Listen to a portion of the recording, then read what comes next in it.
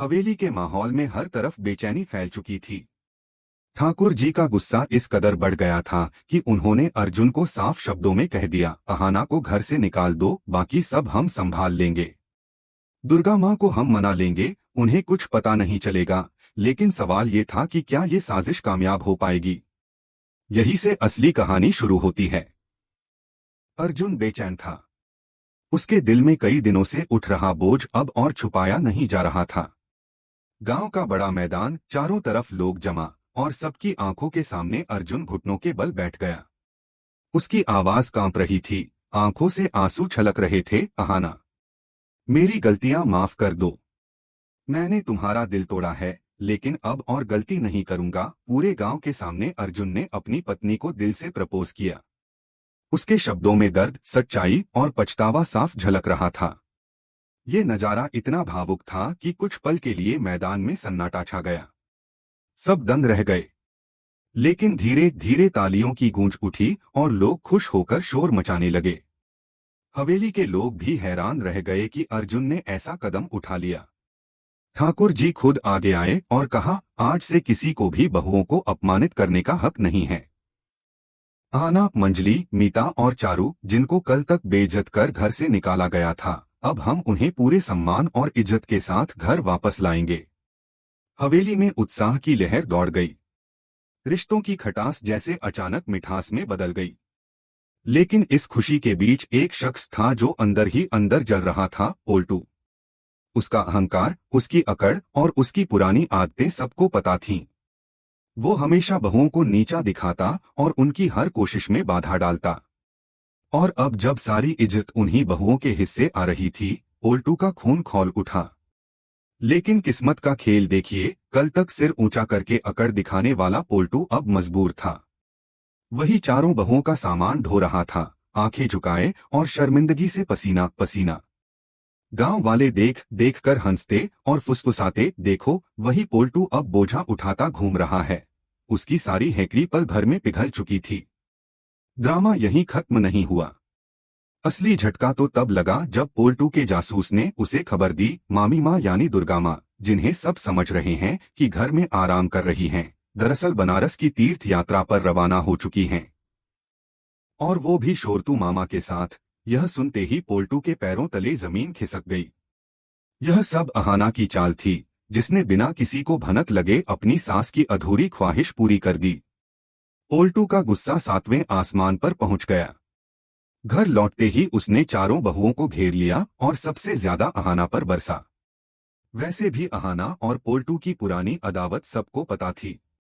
पोल्टू गरजते हुए बोला, ऐसी औरतों को घर से बाहर निकाल देना चाहिए, खासकर अहाना और मंजली को। सब दंग रह गए। हवेली में सन्नाटा छा गया। लेकिन असली झटका तो तब लगा जब अर्जुन, अहाना का पति, चुप खड़ा रहा। उसने खुलकर विरोध नहीं किया, बल्कि उसके हाव भाव से लग रहा था कि कहीं न कहीं वो पोल्टू की बात से सहमत है। अहाना का दिल जैसे चूर चूर हो गया। उसे पहली बार एहसास हुआ कि जिस इंसान पर उसने भरोसा किया, वही उसका साथ छोड़ रहा है। लेकिन अहाना कोई कमजोर औरत नहीं थी। उसने आंखों में आंसू होते हुए भी पोल्टू को आखिरी चेतावनी दी, सोच लो पोल्टू, अगर आज गलती की तो सारी उम्र पछताना पड़ेगा। लेकिन पोल्टू, जो खुद को किसी जेम्स बॉन्ड से कम नहीं समझता था, अकड़ते हुए बोला, हाँ हाँ, सब सोच लिया है मैंने। अब चुपचाप सामान बांधो और निकल जाओ। अहाना और मंजली ने चुपचाप अपना सामान उठाया और जाने को तैयार हो गईं। लेकिन तभी कहानी में बड़ा ट्विस्ट आया। मीता और चारू भी उनके साथ खड़ी हो गईं। उन्होंने साफ कहा, अगर हमारी बहनें घर छोड़ेंगी तो हम भी उनका साथ देंगे। चारों बहुएं एकजुट होकर हवेली को अलविदा कह गईं। और फिर हवेली का असली हाल सामने आया। सुबह का नाश्ता गायब, दोपहर का खाना अधूरा, घर की सफाई ठप। ठाकुर जी और चाची जी, जो खुद को महारानी समझती थीं, झाड़ू पोछा और बर्तन मांजने पर मजबूर हो गईं। एक ही दिन में सबका दम निकल गया। घर वालों का गुस्सा अब पोल्टू पर फूटा। किसने कहा था तुझे बहुओं को निकालने को? तूने अपनी अकड़ में पूरे घर की बर्बादी कर दी। ठाकुर जी ने तो यहाँ तक कह दिया, अब दो ही रास्ते हैं बेटा, या तो नौकर रख या बहुओं से माफी मांगकर उन्हें वापस ला। लेकिन पोल्टू के पास इतनी दौलत कहाँ थी कि नौकरों की फौज खड़ी कर सके। मजबूरी में ठाकुर जी और पोल्टू खुद चारों बहुओं के पास पहुंचे। सिर झुकाए हाथ जोड़कर उन्होंने माफी मांगी। लेकिन अहाना इतनी आसानी से मानने वाली कहाँ थी। उसने दृढ़ स्वर में कहा, हम सिर्फ उसी हाल में वापस आएंगे जब हमें पूरे सम्मान और इज्जत के साथ लाया जाएगा। ठाकुर जी ने झट से हामी भर दी और पूरे गांव के सामने बहुओं को धूमधाम से वापस लाने का ऐलान किया। बैंड बाजे के साथ फूलों की बारिश और ढोल नगाड़ों के बीच चारों बहुएं फिर से हवेली में लौटीं। और वही पोल्टू जो कल तक आंखें तरेरता था, आज सिर झुकाकर बहुओं का सामान ढो रहा था। लेकिन असली सवाल अब भी बाकी है। क्या पोल्टू की अकड़ सच में टूट चुकी है या ये बस उसकी मजबूरी है? क्या अर्जुन और अहाना का रिश्ता इस तूफान के बाद और मजबूत होगा या दरार और गहरी हो जाएगी? और क्या चारों बहुओं की एकजुटता हवेली में हमेशा के लिए बदलाव ला पाएगी? इन सवालों के जवाब मिलेंगे बड़े घर की छोटी बहू के अगले धमाकेदार एपिसोड में। हवेली की कहानी अब और भी पेचीदा मोड़ ले चुकी थी। बाहर से सब कुछ सामान्य दिख रहा था, लेकिन अंदर ही अंदर रिश्तों में तूफान उठ रहा था। ठाकुर जी की साफ मंशा थी कि अहाना को घर से निकाल दिया जाए और दुर्गा माँ को यह आभास भी न होने दिया जाए कि उनकी प्यारी बहू को अपमानित कर दूर कर दिया गया है। लेकिन असली सवाल यह था, क्या इतनी बड़ी साजिश छिप पाना आसान था? अर्जुन के दिल में उथल पुथल मची थी। अहाना के प्रति उसका प्यार उसे चैन नहीं लेने दे रहा था।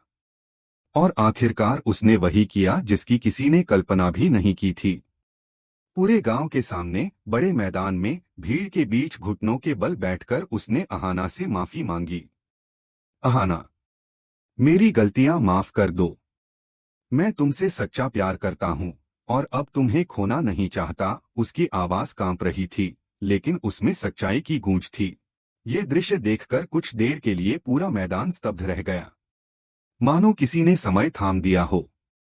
लेकिन फिर तालियों की गड़गड़ाहट गूंजी, गांव वाले खुशी से झूम उठे। ठाकुर जी भी आगे बढ़े और चारों बहुओं अहाना, मंजली, मीता और चारू को पूरे सम्मान के साथ हवेली में वापस लाने का ऐलान कर दिया। हवेली में उत्सव का माहौल बन गया। रिश्तों की दरारें जैसे भरती नजर आईं। लेकिन इस खुशी के बीच एक चेहरा था जो अंदर ही अंदर जल रहा था, पोल्टू। अहाना से उसकी पुरानी दुश्मनी जगजाहिर थी। वो हमेशा बहुओं को नीचा दिखाता और खुद को सबसे बड़ा शेर मानता। अब वही पोल्टू बहुओं का सामान ढोने पर मजबूर हो गया था। उसका सिर झुका हुआ, अकड़ गायब और चेहरा शर्म से लाल। लेकिन कहानी का असली धमाका अभी बाकी था। पोल्टू के जासूस ने खबर दी, मामी माँ यानी दुर्गा माँ, जिन्हें सब घर में समझ रहे थे, दरअसल शोरतू मामा के साथ बनारस तीर्थ यात्रा पर निकल चुकी हैं। यह सुनकर पोल्टू की आंखें फटी की फटी रह गईं। ये सब अहाना की चाल थी, जिसने बिना किसी को बताए अपनी सास की अधूरी इच्छा पूरी कर दी। पोल्टू आग बबूला हो उठा। घर पहुंचते ही उसने चारों बहुओं को घेर लिया। सबसे ज्यादा उसका गुस्सा अहाना पर फूटा। ऐसी औरतों को घर में रहने का हक नहीं है। अहाना और मंजली को तो तुरंत निकाल देना चाहिए। सब हैरान रह गए।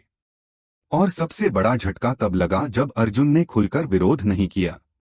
उसकी चुप्पी से सबको लगा कि कहीं न कहीं वो पोल्टू की बात से सहमत है। अहाना का दिल टूट गया। उसका विश्वास चकनाचूर हो गया। उसने रोते हुए भी पोल्टू की आंखों में देखते हुए कहा, आखिरी बार कह रही हूं पोल्टू, सोच समझकर फैसला लेना, वरना पछताना पड़ेगा। लेकिन पोल्टू अकड़ में बोला, सब सोच लिया है मैंने। अब चुपचाप अपना सामान बांधो और निकल जाओ। मजबूरी में अहाना और मंजली ने घर छोड़ने का फैसला किया। लेकिन तभी चारू और मीता भी उनके साथ खड़ी हो गईं। अगर हमारी बहनें जाएंगी तो हम भी उनके साथ जाएंगे। चारों बहुएं एकजुट होकर हवेली को अलविदा कह गईं। उनके जाने के बाद हवेली का असली चेहरा सामने आया। सुबह का नाश्ता ठप, दोपहर का खाना गायब, घर में धूल और गंदगी। ठाकुर जी और चाची जी, जो हमेशा बहुओं को कोसती थीं, अब खुद झाड़ू, पोछा और बर्तन मांजने को मजबूर हो गईं। एक ही दिन में सबका बुरा हाल हो गया। घरवाले अब पोल्टू पर टूट पड़े। तेरी वजह से सब बर्बाद हो गया। किसने कहा था तुझे बहुओं को निकालने को? ठाकुर जी ने गुस्से में कहा। अब सिर्फ दो रास्ते हैं, या तो नौकर रख ले या बहुओं से माफी मांगकर उन्हें वापस ले आ। लेकिन पोल्टू के पास न दौलत थी न उपाय।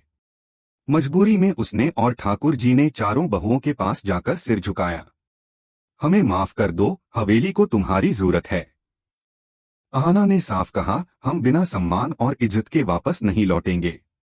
अगर हवेली जाना है तो पूरे गांव और रिश्तेदारों के सामने धूमधाम से लाना होगा। ठाकुर जी ने तुरंत हामी भर दी।